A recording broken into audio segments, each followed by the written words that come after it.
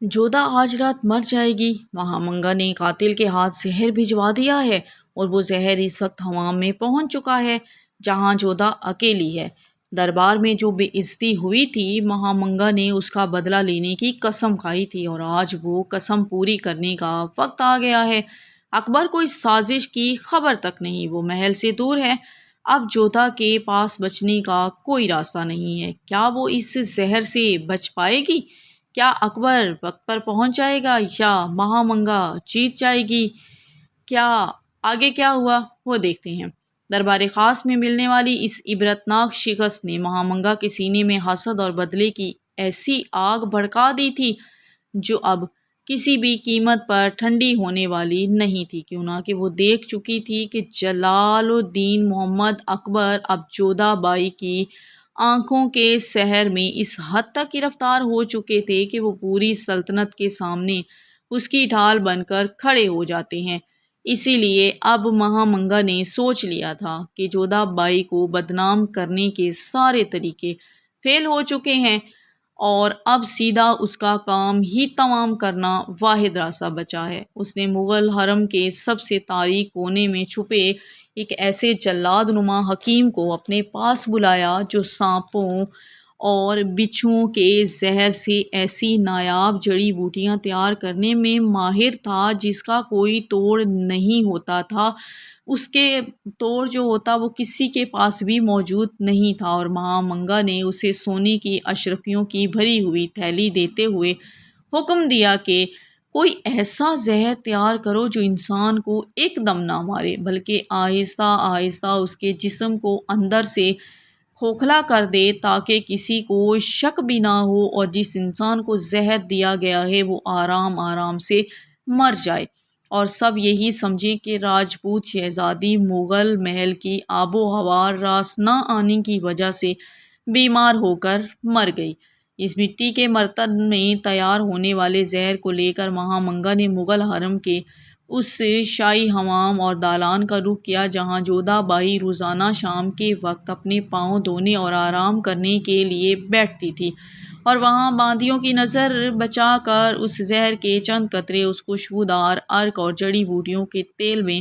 ملا دیے جو جودا بائی کے جسم پر مالش کرنے کے لیے استعمال ہونا تھا۔ یعنی یوں کہہ لیں کہ اس بار سازش اتنی گہری اور پوشیدہ تھی کہ کسی کو کانوں کان خبر بھی نہ ہوتی کہ جودا بائی کا بچنا انج سمجھو کہ مشکل ہی نہیں ناممکن دکھائی دے رہا تھا، کیوں نہ کہ یہ زہر کھانے میں نہیں بلکہ چھونے سے اثر کرنے والا تھا۔ شام کے وقت جب جودا بائی اپنے دالان میں آرام کر رہی تھی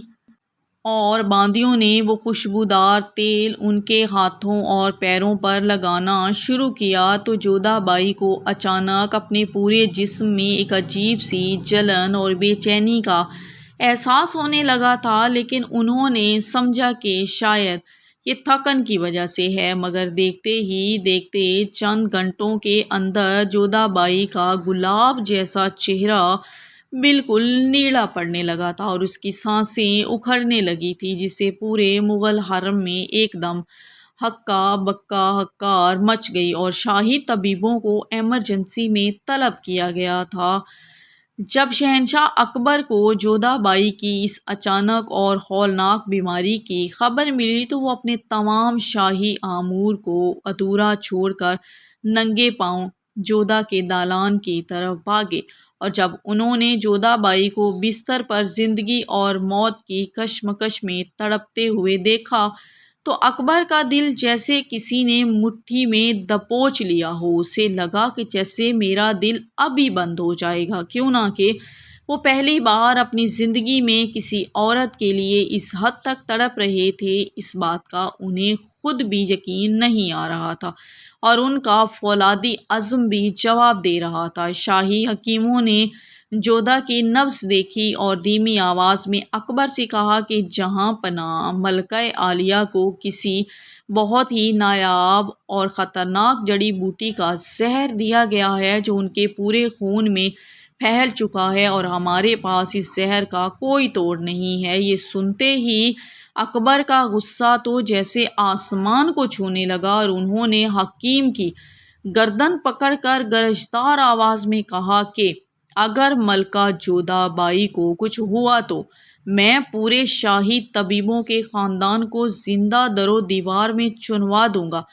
یاد رکھنا اس بات کو، مجھے ہر قیمت پر ملکہ کی زندگی چاہیے، چاہے جو کچھ مرضی کرو، مگر اس سے بچاؤ، کچھ نہیں ہونا چاہیے۔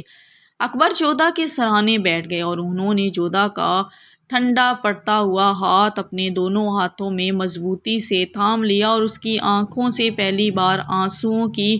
وہ لڑیاں بہنے لگی جو تاریخ نے اکبر کی آنکھوں میں کبھی نہیں دیکھی تھی۔ اکبر نے جودھا کے کان کے قریب جھک کر بڑے ہی مکھن مار انداز میں اور روتی ہوئی آواز میں کہا کہ جودھا، تم اتنی جلدی ہار نہیں مان سکتی۔ تم نے تو مجھے چیلنج کیا تھا کہ تم مغلوں کے سامنے کبھی نہیں جھکو گی۔ آج جلال الدین محمد اکبر تمہارے سامنے جھک کر تمہاری زندگی کی بھیک مانگ رہا ہے، تمہیں میرے لیے جینا ہوگا۔ اکبر کا یہ سچا اور لازوال پیار دیکھ کر وہاں کھڑی مہامنگا کے پیروں تلے سے زمین نکل گئی، کیوں نہ کہ وہ سمجھ گئی تھی کہ اگر جودھا مر بھی گئی تو وہ اکبر کے دل سے کبھی نہیں نکل پائے گی۔ لیکن یہاں کہانی میں بالکل ایک مکہ مار سین اور سنسنی خیز موڑ تو تب آیا جب جودھا بائی نے نیم بے ہوشی کی حالت میں اکبر کے ہاتھ کو ہلکا سا جھٹکا دیا اور ان کے منہ سے صرف ایک ہی لفظ نکلا کہ کرشن، کرشن۔ اکبر ایک سیکنڈ میں تاڑ گئے کہ جودھا کیا کہنا چاہ رہی ہے۔ انہوں نے فوراً داسیوں کو حکم دیا کہ جودھا کے مندر سے بھگوان کرشن کی مورتی اور وہ خاص چولسی یعنی کہ تلسی کے پتے اور گنگا جل لایا جائے جو جودھا ہمیشہ اپنے پاس رکھتی تھی۔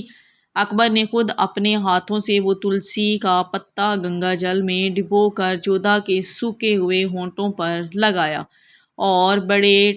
ٹھڑکے سے یعنی بے حد عقیدت کے ساتھ جودھا کے سر پر ہاتھ رکھ کر بیٹھ گئے۔ اب مغل محل کے اندر ایک مسلمان بادشاہ ایک ہندو شہزادی کی زندگی کے لیے رات بھر جاگ کر دعائیں مانگ رہا تھا اور باہر کی دنیا حیرت سے اس منظر کو دیکھ رہی تھی کہ کس طرح ایک بادشاہ شہزادی کے عشق میں پاگل ہویا بیٹھا ہے، اور باہر کی دنیا حیرت سے اس منظر کو دیکھ رہی تھی۔ اب یہاں کہانی کا وہ سب سے چسدار موڑ آتا ہے کہ کیا بھگوان کی اس تلسی اور اکبر کی سچی محبت کے میلاب سے جودھا بائی کے جسم سے وہ زہر ختم ہو پائے گا؟ کیا اگلی صبح جودھا بائی جب اپنی آنکھیں کھولے گی تو کیا وہ اکبر کو اپنے سامنے اس حال میں دیکھ کر اپنی نفرت کو ہمیشہ کے لیے دفن کر دے گی؟ رات کا آخری پہر تھا اور پورے مغل محل پر موت جیسا سناٹا چھایا ہوا تھا، کیوں نہ کہ ملکہ ہند جودھا بائی کی زندگی کا چراغ آہستہ آہستہ گل ہو رہا تھا، یعنی کہ بجھ رہا تھا، اور شاہی حکیم بھی مایوس ہو کر ایک طرف کھڑے اپنی موت کا انتظار کر رہے تھے، کیونکہ وہ جانتے تھے کہ اس زہر کا توڑ ان کے پاس نہیں ہے اور جب وہ جودھا بائی کو نہیں بچا پائیں گے تو ان کا زندہ رہنا بھی لگ بھگ ناممکن تھا۔ لیکن شہنشاہ جلال الدین محمد اکبر نے ہمت نہیں ہاری تھی اور وہ جودھا کے سرہانے بیٹھے ان کے ہونٹوں پر گنگا جل اور تلسی کے پتے رکھ کر مسلسل ان کا ہاتھ تھامے ہوئے تھے۔ یعنی یوں کہہ لیں کہ اکبر کی زندگی کی سب سے بڑی جنگ تھی جو وہ کسی میدان میں نہیں بلکہ جودھا کے بستر کے پاس بیٹھ کر لڑ رہے تھے۔ صبح کی پہلی کرن جب مغل محل کے اس اونچے دالان کے ریشمی پردوں کو چیرتی ہوئی اندر داخل ہوئی تو کہانی میں بالکل کیوں نہ کہ جودھا بائی کے پیلے پڑ چکے چہرے پر ہلکی سی جنبش ہوئی اور انہوں نے ایک گہری سانس لے کر آہستہ آہستہ اپنی موٹی موٹی خوبصورت جھیل جیسی آنکھیں کھول کر بادشاہ اکبر کو دیکھا۔